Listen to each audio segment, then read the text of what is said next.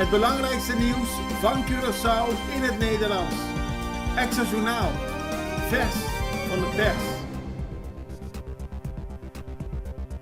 Welkom bij Extra Journaal. Fijn dat u weer kijkt. We hebben het belangrijkste nieuws voor u op een rij gezet. En we beginnen met het bericht dat er volgens ambtenaren sprake is van discriminatie bij GNM en GMN. Dat is het ministerie van Gezondheid, Milieu en Natuur. En Raymond Margarita van vakbond APVO heeft tegen de Extra gezegd dat je verbaasd blijft wanneer je hoort wat er allemaal gebeurt binnen het ministerie.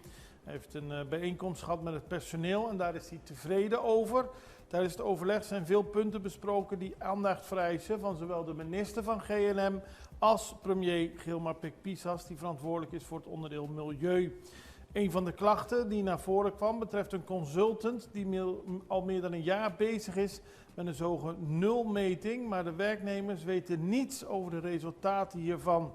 Andere klacht is dat vooral werknemers in hogere functies binnen het ministerie in aanmerking komen voor een hogere salarisschaal, terwijl medewerkers op het laagste niveau niets ontvangen.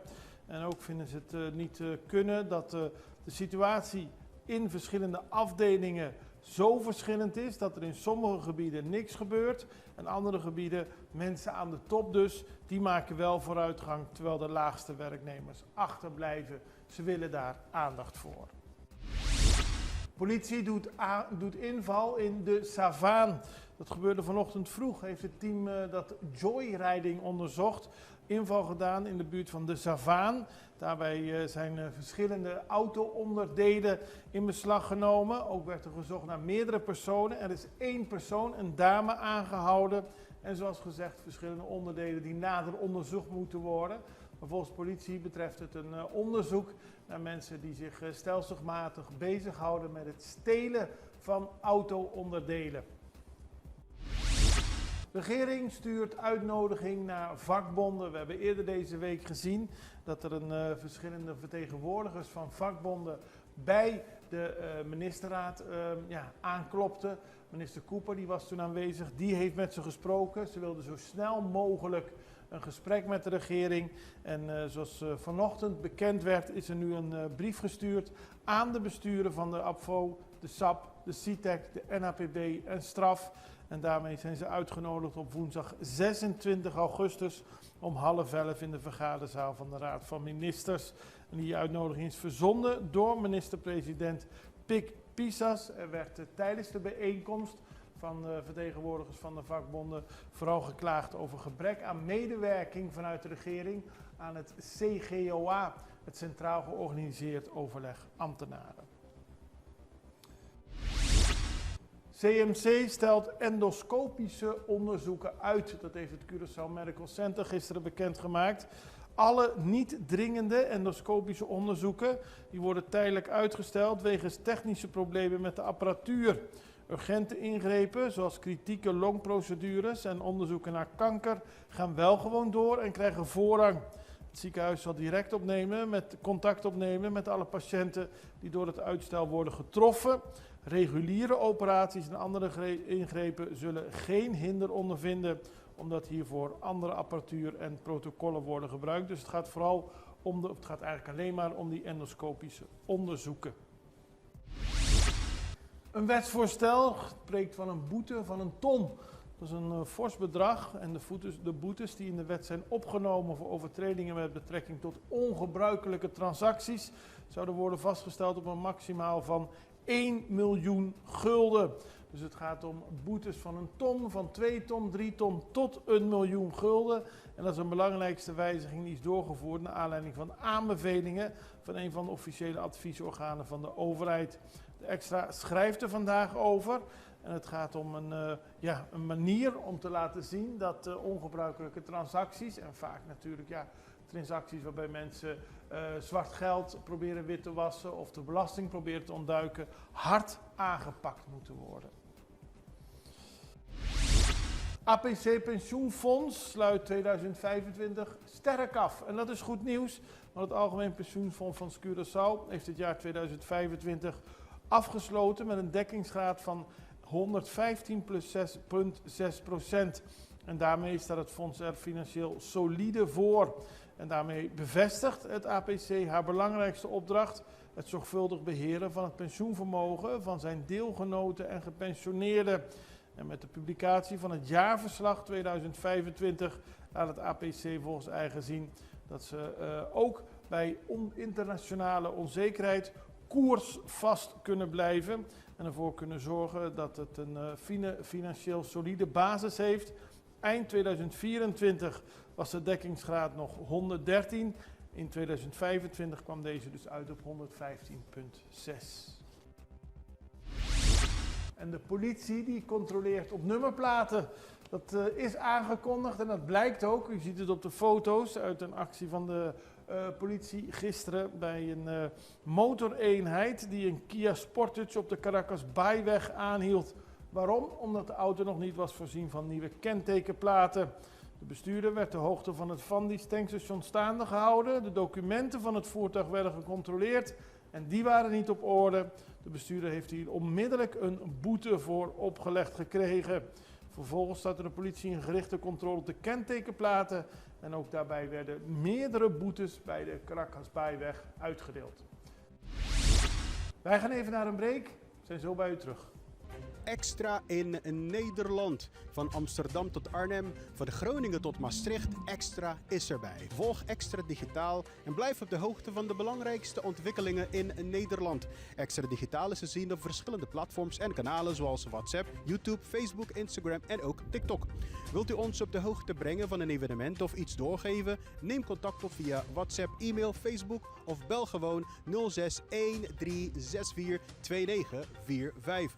Volg of abonneer je op Extra Digitaal. Klik aan en volg ons. We beginnen op Sint Maarten, want daar is deze week een treurig voorval geweest van een man die is doodgestoken. En het wel heel bijzondere is dat de ruzie voorafgaand aan de moord is opgenomen, uitgebreid op sociale media is gedeeld. Het gaat om een man, Casimir Condrington, die is overleden op woensdag 5 augustus. En dat gebeurde bij de PSVE-school aan de L.B. Scott Road in Sint Maarten. De politie kreeg een melding en toen ze er aankwamen zagen ze een man liggen met steekwonden. Uiteindelijk is hij daaraan overleden. Maar zoals u op de beelden ziet was er een ruzie aan voorafgaand. Dus ook al foto's op sociale media verspreid van de dader. Een vrouw die de man zou hebben neergestoken. De politie zelf die, heeft de zaak nog in onderzoek. En familie en vrienden van Casimir Condrington hebben op sociale media al afscheid van hem genomen. En noemden hem een actieve en toegewijde vrijwilliger die altijd bereid was een helpende hand te bieden bij gemeenschapsinitiatieven. Een hardwerkende jonge ondernemer. Treurig bericht. Meer over Sint Maarten. Mariniers helpen bij de controle in de gevangenis. Het Mariniersdetachement van Sint Maarten heeft geholpen bij het doorzoeken van de penitentiaire inrichting Point Blanche, de gevangenis al daar. Aanleiding hiervoor was een controle op het bezit van verboden goederen. En tijdens de doorzoeking zijn drugs, slag- en steekwapens gevonden. De militaire bijstand werd verleend op verzoek van lokale autoriteiten. En de mariniers werkten samen met het korps politie Sint Maarten. Dan gaan we naar Stesia, dicht bij Sint Maarten, want er zijn 8 studenten van dit mooie eiland naar Nederland vertrokken.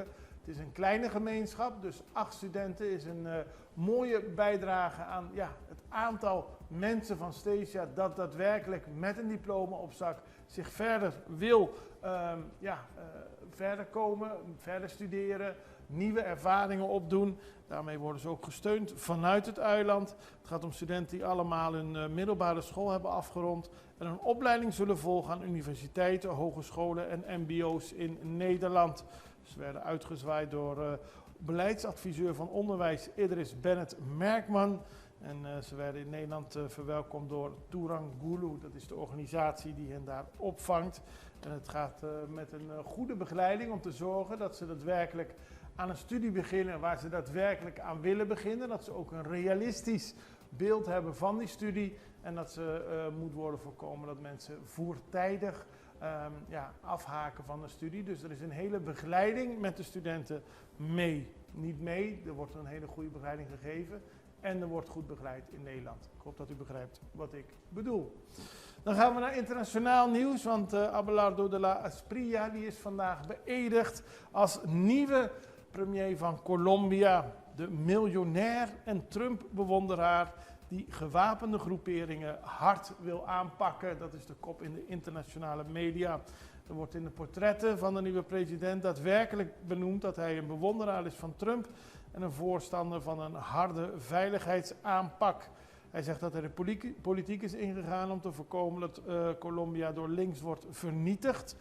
Het is een 47-jarige zakenman die zichzelf graag de tijger noemt en zijn aanhangers met een militaire groet begroet.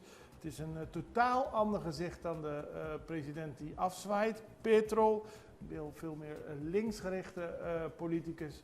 Colombia heeft echt een zwaai naar rechts gemaakt. En de La Esprilla die pleit voor harde veiligheidsmaatregelen. Die doen denken aan de harde bendebestrijding van de president van El Salvador, Nayib Bukele. En daar heeft hij ook een appearance mee gemeen. Beiden zien er goed verzorgd uit. En ze staan beide ook voor een drastische inkrimping van de overheidsuitgaven. En daarin wordt hij weer gelinkt met de Argentijnse president Javier Milei. Dus het is een nieuwe president voor Colombia. Onze minister-president Dilma Pizas was ook aanwezig bij de inauguratie. En daarmee gaat Colombia een nieuwe richting in. En die blijven we voor u in de gaten houden. Dat zullen we ook blijven doen. Het is nu weekend, dus maandag zijn we er weer met Extra Journaal. En ik hoop dat u er dan ook weer bent. Allerbeste, tot ziens. Dag.